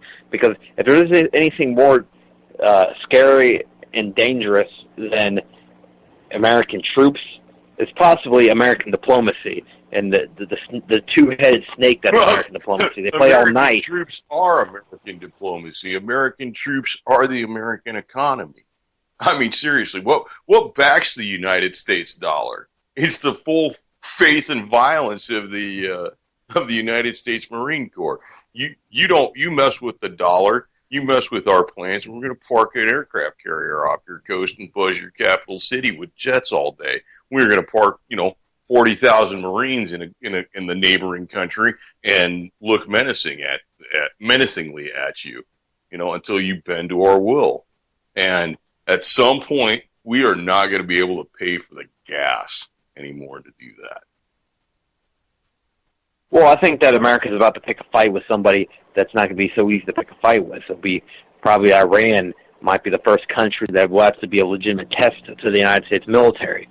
This is a country that has, it would be like fighting 15 of Saddam's militaries, and I've said this over and over again because I've seen the kind of buildup that they've had. And it's true that Trump did say something that was kind of accurate during the election, that Iran's gotten very powerful. Now, was it because of the lifting of the sanctions? No, not really. Iran's been building up for years before that, and the reason is because ever since Iraq, they got that big. They got that scene of Baghdad when all those tanks were rolling in from the United States military. The whole country came crashing down, and what used to be a country that enjoyed relative peace compared to what it has today became a destructive country where now thousands of suicide attacks happen a year and ISIS is running around.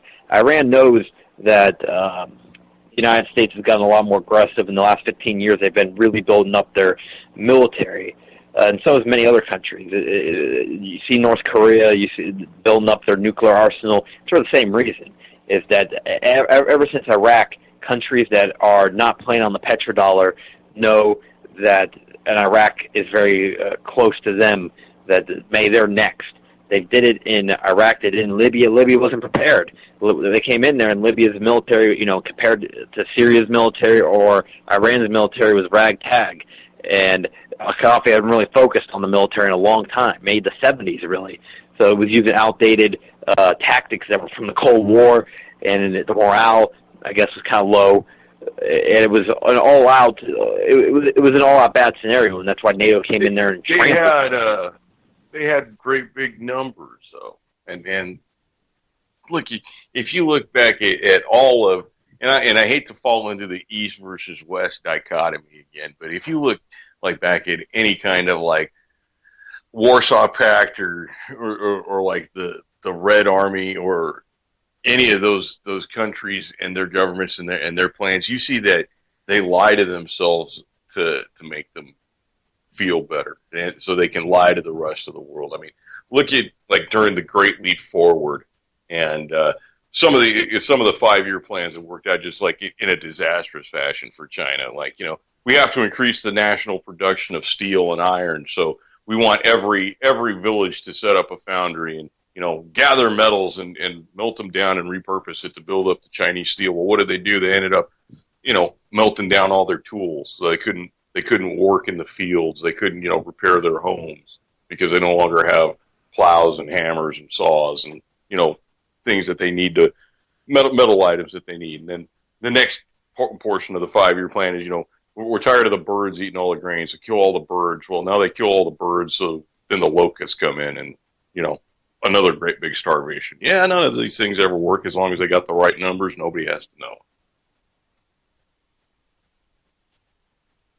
Well, it was more than that led to the disastrous era that was the Great Leap Forward in China. It was really a focused. It wasn't accidental, and what happened was similar to what happened during the purges in Russia. Is that a lot of it was targeted, I believe. Mao was targeting a big opposition, and also it was a destruction of the culture, because that all the traditional Chinese culture went out the window in the 50s, 60s, and replaced it with this, really starting from the 40s. Almost that was one of the very first steps that Mao did was start to crumble the traditional Chinese culture, and very quickly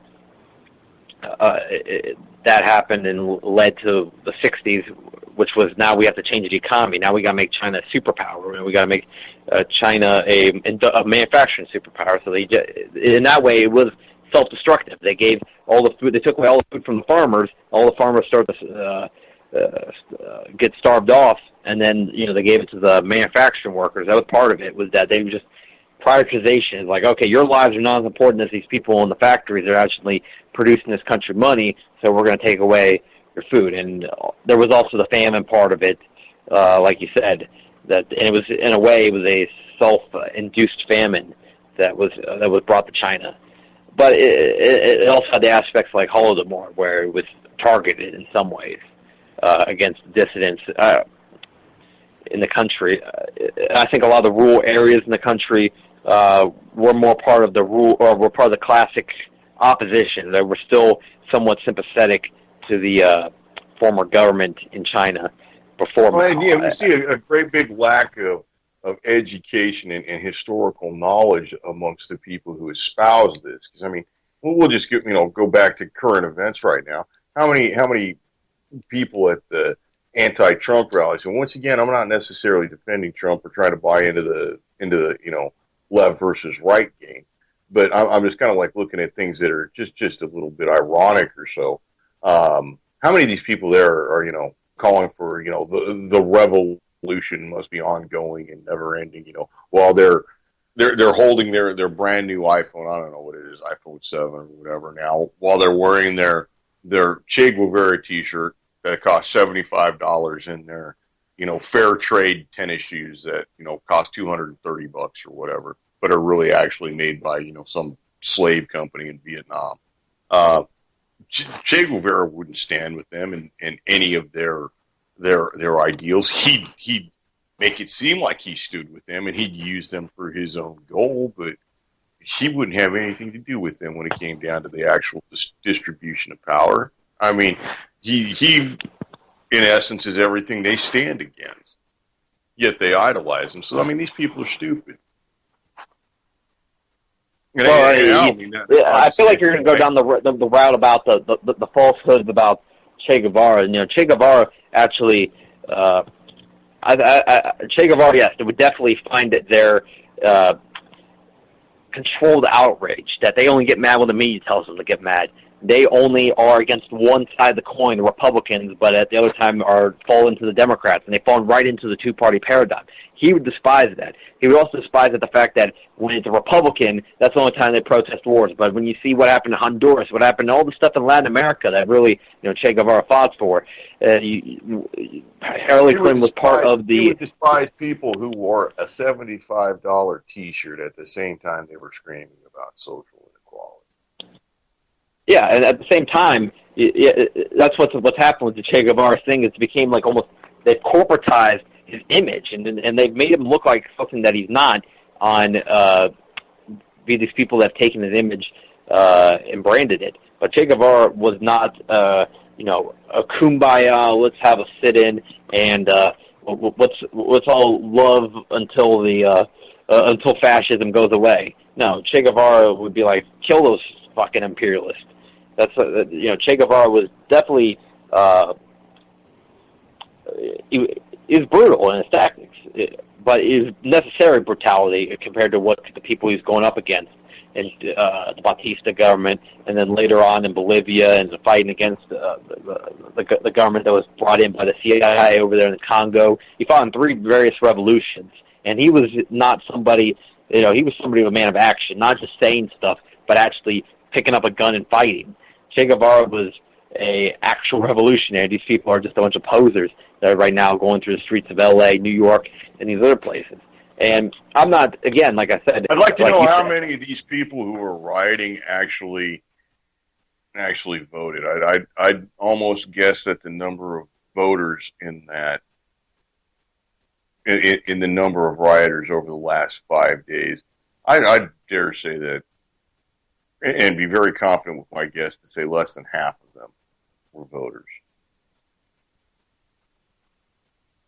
Well, or at all knowledgeable about the political system or anything other than, I heard Don Lemon on CNN talking about how Trump grabbed pussy. And when a gay black man is outraged by Trump talking about grabbing pussy, it's for real.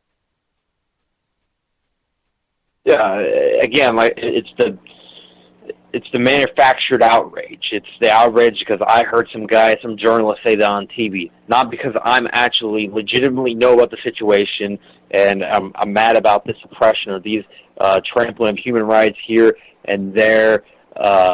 No, it's not that kind of anger like what Che was fighting for. These people will think that, I'm just like Che Guevara because I do this. No, you're not fucking like Che Guevara. You're not. You didn't fight in 3 various revolutions. You didn't. You fight for frivolous issues that are just there to divide us. These people got so mad about, for example, when the Indiana and the rule about the whole debate about the gay wedding cakes and stuff like that. That's the kind of stuff they get angry about, but they don't get angry about what Hillary Clinton did to the Honduras, what Hillary Clinton did to Haiti, all across our Western Hemisphere, not even that far away, in our own backyard. We're supposed to be a country, or when we first started with the Monroe Doctrine, that protected our neighbors from imperialists from Europe. And then we turned into those imperialists that we were supposed to be protecting our neighbors from. We have in Venezuela the interference with their politics, and not just interference as in we influence some people via their media. We've influenced some people via their media to go and commit terrorism in their country. Right now, those people, the Kapros-Radomski wing of that country, is committing acts of terror in order to try to scare their opponents or potentially, I believe it's a little bit of both, scare their opponents or possibly bring the destabilization of the country far enough where they could seize power via a third attempt of a coup. You have Hillary Clinton was the Secretary of State when the coup in Honduras happened. She was the Secretary of State for many of the recent terrible things that have happened in South America. In Haiti, when the coup happened against their president, their minimum wage went from 60 cents, which sounds bad, but it's at least somewhat livable in a country like that where prices are low, to 31 cents, which pretty much means the difference. That number right there is the difference between many living and many starving. With the $500 million of aid that the people of Haiti received from the Red Cross, only 6 houses were built. 6. A single number. A single-digit number. All across Latin America, all across the world, you see instances of it, but just Latin America we'll focus on, because these are literally countries that are in our backyard, 2-hour flights away, and this is just in the close vicinity of our current government, what they've done in just the last 10 years. And also, you could talk about possibly alleged interference with the Mexican election. The fact that Peña Nieto is won via a fraudulent election. Obrador was the legitimate president, and he was the legitimate president in 2006 as well. There was 2 times where he cheated out of a presidency, but because he stands for the because he stands for the Chavista wing of the politics inside of Mexico, it's kind of that's what Obrador is. They'll never let him become president, and they'll never let somebody that's that close to the border that borders with the United States to become president like that. In Colombia, there's been the continuation of the drug war and the trafficking of drugs by the CIA out of that country that's led hundreds of thousands of dead during the Civil War since the 1960s. It's actually the longest-running civil war, and they say that there's a peace agreement, but the peace agreement fell, and it was rejected, actually, via the United States government cronies, Uribe and others, and currently Uribe might be technically out of power, but his best buddy, or used to be one of his buddies, Juan Manuel Santos, is now in power of the country, and probably now his best buddy, Zalunga, could possibly be the president in 2018. And Clinton, Obama, and all the other policymakers up there in Washington, D.C., these puppets of the bankers are going to laugh their way to the bank. And the continuation of the exploitation of these countries. This is the kind of stuff that people should be getting outraged about. But it seems like when it's foreigners, it's like, oh, fuck them. That's what Americans' attitude seems to be about. And I hate to go on a rant and just, people discredit me about that, but as someone that actually legitimately cares about what's going on to Latin America, what's going on with all these countries that have been subjected to decades of United States foreign policy, and to see people support one of the big faces behind it is disgusting. It's all these young people with clueless about how the system works and what the system does. The only way they have any kind of idea of what the system does or how it works is what they've read on Facebook or have heard Don Lemon tell them or Wolf Blitzer. Wolf Blitzer, he's infuriating. He's just another talking head, just like Don Lemon, just like Anderson Cooper, just like all those other people at CNN. They get to the point, their cliche newspeak gets to the point of infuriating. Wolf Blitzer, we're in the Situation Room right now. We have claims that the Putin government killed 2 gay activists today. Just the typical stuff coming straight from the State Department. And CNN's like the center of all the bullshit. There's like MSNBC's like the caters to the Democrats and the left wing of the bullshit. Fox is over to the right wing and the Republicans of the bullshit, and then like CNN's is like the concentration. It's like in the middle. It's the center of all that bullshit. CNN is like the official source. That's CNN is the equivalent of Pravda. This is all the truth that is fit to print. This is the official line. This is what you're supposed to think about. And after this, we will have Anderson Cooper on with a special 3-part expose on whether or not peanut butter and jelly sandwiches are racist. No, this is how the news works. This is exactly how it works. It's CNN. It's like Obama is right now coming out to sponsor Pepsi. MSNBC. Obama's going to tell you why Pepsi is the best soda ever. Fox News. Obama's going to tell you why he's declared a war on Coca-Cola. RT. Drone strike kills 7 in Pakistan. Yeah, but we don't know any Pakistani people. Well, going to wild. Let's get to what really matters.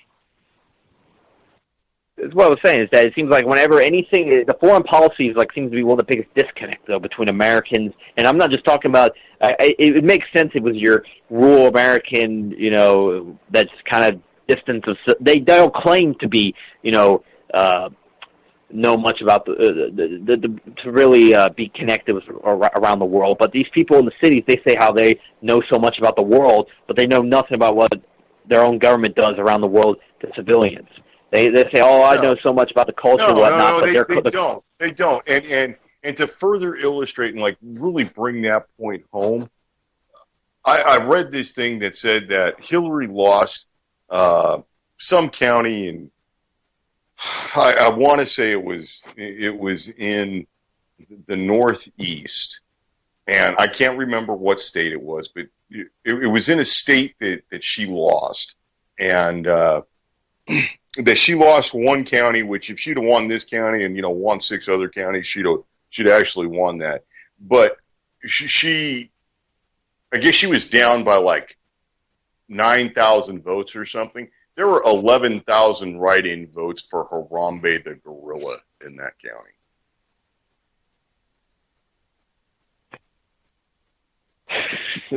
Yeah, it's a big show.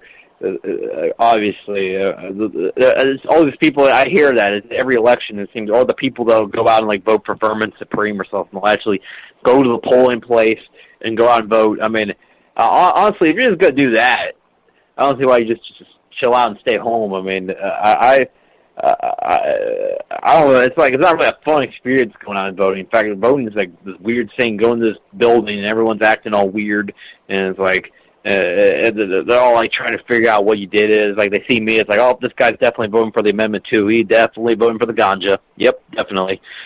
So all right, so let's kind of cover that because that's very interesting. That's a great big kind of departure in the mindset in the United States. We got 3 states right now with recreational. Now we've had how many states? Now we got 7 states now that have recreational. 6 states that have recreational. I know California definitely legalized recreational. That was the big one. I mean, that's a gigantic California state. Got it. Nevada got recreational. I believe Arizona lost by like 0.5% or 1% or something when it came to it. But whatever, Arizona's full of retards, and I can say that as a former Arizona, like completely legit. Yeah, Arizona's crooked, man. I shouldn't disparage the differently able, but Arizona's crooked as dog's hind leg. So yeah, I'm not surprised it didn't pass. But maybe the cops have a different priority now. Texas, of course, it will never pass in Texas. You got medical in Florida. So how's your glaucoma? Yeah, it's starting to act up. Starting to get them, get the glaucoma. It started flaring up around November 8th, November 9th. Started to get worse. The arthritis starting to kick in, and you know what? Also, I'm starting to get this PT. I'm starting to get the anxiety. Starting to get that anxiety from all these Facebook posts, all the election coverage. I don't know. I might have to stop at the doctor's office tomorrow. Just like slips him a 20 in his pocket. Is just like, are you going to fix my problem, Doc? You know what I'm saying? May gotta give you another Jackson. Have you ever seen how it works in California to get your medical prescription? You make an appointment with a doctor who specializes in giving medical prescriptions, and you go in there and you pay him. I think it's $40 for the office visit, and then he helps you basically get the card. He has his people process you, and your card paperwork gets sent off, and then I guess the state sends you your card back. But in the meantime, temporarily, you get a card. And you could, for your $175 or whatever it is, I think you get your medical prescription, and you walk out of there with 7 grams of whatever name, green crack to cure your ills. And so yeah, that's exactly how it works. I wonder now, is there going to be a President Trump weed? Like a Trump strain of weed? I don't know. It just like makes you like get like a super big ego. You smoke it, and all of a sudden you got all the courage to go talk to the ladies and all that. Yeah, that sounds like a good idea. It'd be OG Orange Tiny Hands or something like that. Damn, that's like perfect right there. Wacky hair push. That's what it would be. Across the country, it was a pretty big day for weed. You'd end up like having to be at risk for sexual assault because it has a tendency. You get paranoid and you build a big giant wall around your yard. You're like, oh shit, people are trying to get me. All the women by grabbing them by the hoo-hoo. Just like for mad. You go to the Mexican part of town and you start calling people names. It's just like you go to the Mexican market, you just start yelling about building the wall and shit. Yeah, that's how that would work. It was a big day though. Probably gets sort of like, government discount on a wood chipper, and you probably get, probably $300 off your taxes for every Muslim you threw into the wood chipper. It was a big.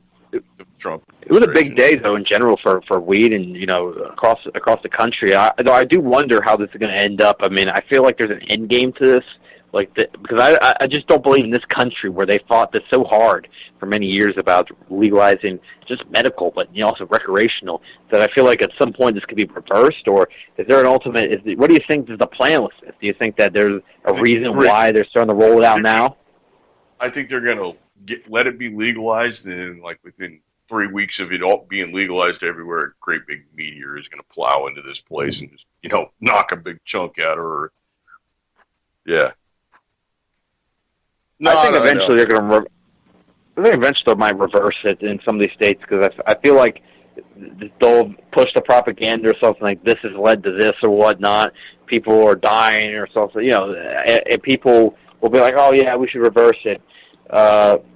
Because I just don't. This country, they fought it so hard. I mean, if you look at the history of it, what they've done to try to keep it illegal and to keep the public opinion against it. I mean, you saw it, that William Randolph Hearst did the giant campaign in the 30s to get it legalized, and that the industrialists will not like the fact of hemp, and that hemp can replace just about everything when it comes to industrial. I mean, it can oil for your car to the plastics for your car. Henry Ford made up a hemp car. It's far beyond hippies getting stoned and the need to put people in jail, and whether or not it messes with medications, or it messes with the pharmaceutical industry. It's a gigantic shift in the concentration of wealth and where the wealth comes from, in who owns the lifeblood. You take that's like shifting the money away from the Saudis and the Arab oil men and the white shoe bankers out of New York, and putting it in the hands of the American farmer, and that scares the shit out of them. That scares the ever living guts out of those people. Well, that's part of the reason why they have the power they do, and when the idea that farmers and average men in the United States could start taking back some of the industry, it really just changes the whole system altogether. Because we have 400 people in this country have 80% of the wealth. So you can fit the 80% of the wealth on a plane, and there's the rest of us, the 320-plus million people that are fighting for 20% of that money. It's a very concentrated system. You have 400 people, 80% of the money, and we have a lot of people in this country, those farmers and stuff that are... Now you kind of understand the great push for robotics, don't you?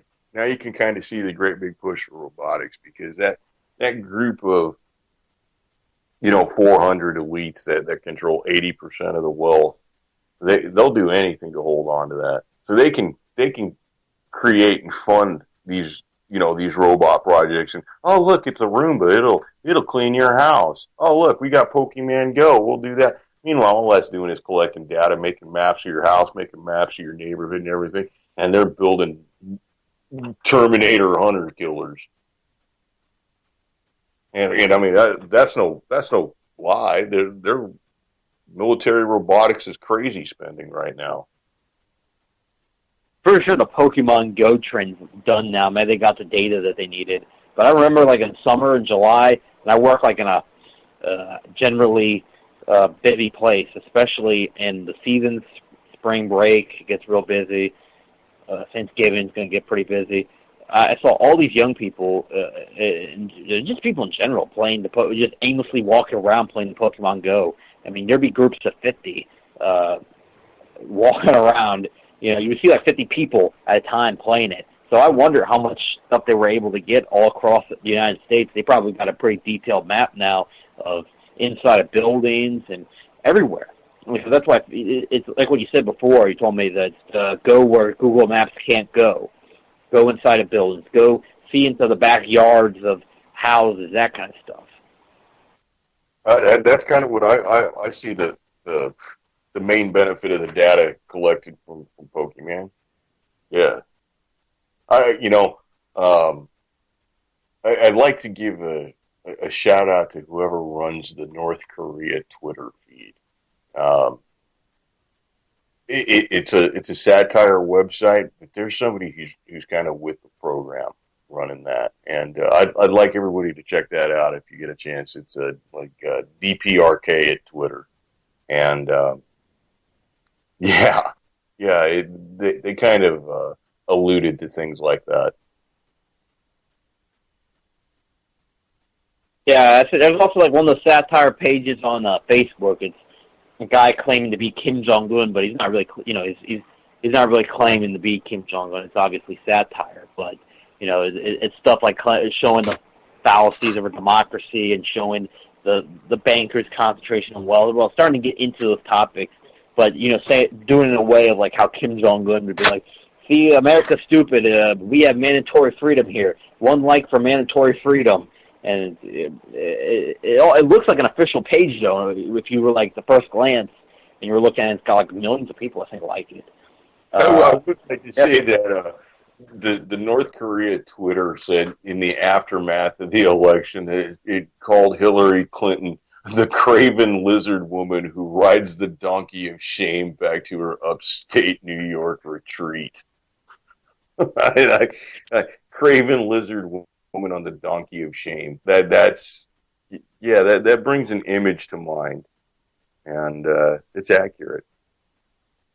Well, I mean, if this crazy lizard woman, maybe that's the person that Trump was talking about shooting on Fifth Avenue, and he wouldn't lose any voters.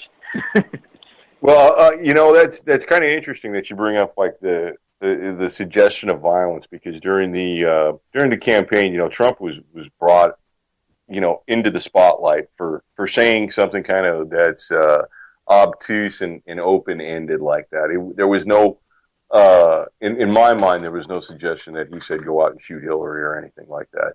But there was all sorts of scuttlebutt in the media about how he's, bringing violence to this and opening up dangerous rhetoric. And since the end of the election, we've seen these protests going on, and I guess they ended up terming the one in Portland an actual riot. It fit the legal definition of riot. And we've seen some like outrage and butthurt on the news, and they're not reporting any of these calls for violence. And it's kind of just interesting how like the script is flipped in a heartbeat. Well, these protests, actually, I was kind of surprised Bernie Sanders told his followers to stop being violent. I found that kind of interesting. That I don't know. Did he do that today? He must have done that today. Yeah, I think he did that today. I saw him. He put out a Facebook post talking about that. So, and then people were saying that Bernie Sanders might be totally lost on economics and stuff like that, but at least he did more than what Hillary and Brock did. To me, I find the whole. He just was one more piece of this election, and was another piece of this election in order to, I think, in a way to gather information on people that think that way, and at the same time, to bring people over to Bernie Sanders was a gigantic data mining operation.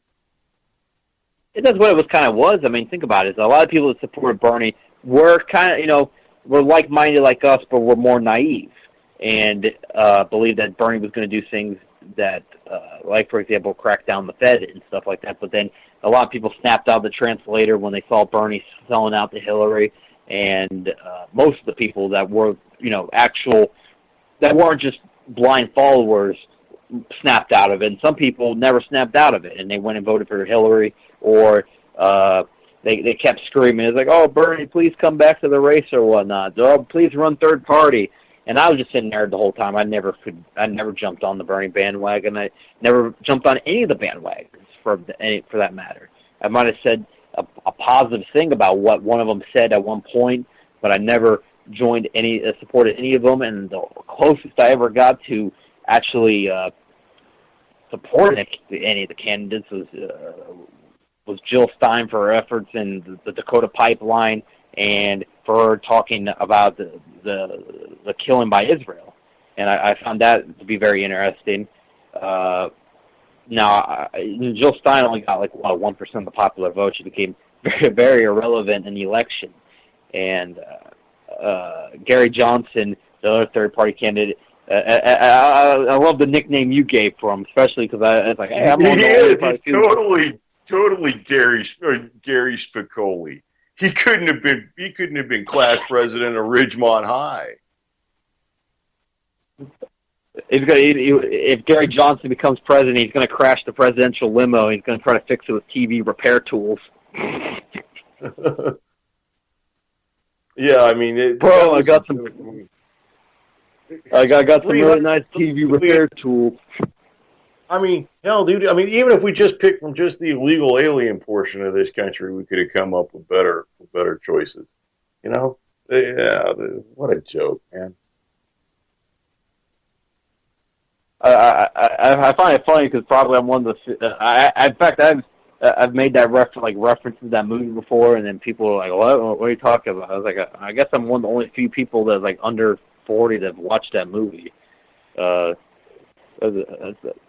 don't really fall for the whole any of the Hollywood celebrity culture or a lot. There's not very few movies I like, but I actually like. But that's one that gets me to crack up, especially with the one scene where the car crash and Spicoli's lying there, or the one with the pizza. Gary Johnson will. It'll be people will be like, "Aren't you wasting our time by getting you to vote for you, even though that you have no chance of losing?" Well, how I see it is it's our time, and thanks everybody for tuning into the show. We're in the last few minutes here, and now I got to give a big shout out to the person who makes any of these shows possible and all the shows at UCY possible. She works very hard and to make these shows a reality, and that is Jules. Thanks for all your help today and all your help every day to the network. Thanks, Michael, for coming on and having this interesting conversation. Chris, it was wonderful. Thank you for having me on. Thanks to Jules. Yeah, and I hope that down the road we'll have some more airtime together. It seems like I'm always working the nights that you do your shows. The only problem, 9 to 10 on Tuesday night. Always catch my buddy right there, Michael, Primer Time. And we're going to be continuing on with our coverage of UCY here, so to stay tuned in. And I'll be doing, for people interested in what I'm doing this week, I'll probably have a podcast or something tomorrow on Facebook, a live stream, because I'm off tomorrow, don't work tomorrow. So probably out of boredom at one point, I'm just going to start ranting and shit-talking on Facebook. So if you're interested in that, Chris Jackson Rojas, give a subscribe. You'll be able to watch that podcast tomorrow. We got about 2 more minutes left of the show. I want to mention one more thing before the show ended, is that the major common denominator of the left wing is now in this country. I would say I belong to Chavez, Gaddafi, that type of left wing, not this social justice warrior bullshit that has infiltrated the movement, the main movement of left activists in this country. But they've taken away the nationalism and they replaced it with internationalist garbage, is partially what it's done. And also the politics that I'm a woman, I'm black, I'm this, I'm that, so that means I'm more oppressed than you and I'm at a higher status, even though I'm saying I'm at a lower status, I'm a higher status of priority. That, to me, is the common denominator of what's going on, and it all this is splitting us apart. It's split. By doing that, we're not looking at ourselves as activists. We're looking at ourselves as being a black activist, a female activist, a Latin activist, a Muslim activist, a foreigner activist. But we need to look at ourselves as just an activist, somebody that's trying to change things in this country, trying to fight against the elite, and that's really should be what it should be about. Is that it's those 400 that was talked about. Running no return, And and nobody can stop it. Malcolm Little when he knelt before Elijah Muhammad, the comet that killed the dinosaurs, changing the earth. Rico, They love to good criticize, they always say I changed for the worse. Like prescription pills when you misusing them, nigga. The Templar Knights when they took Jerusalem, nigga, and figured out what was buried under Solomon's temple. Al-Aqsa, the name is not coincidental. I know too much, the government is trying to murder me. No coming back like cutting your wrists open vertically. How could the serpent be purposely put in charge of the country? Genetic engineered sickness spread amongst me. My people are so hungry that they attack without reason, like a fucking dog ripping off the hand that feeds him. Immortal technique is treason to the Patriot Act. So come and get me, motherfucker, cause I'm not coming back. This is the point from which I can never return, and if I back down now, then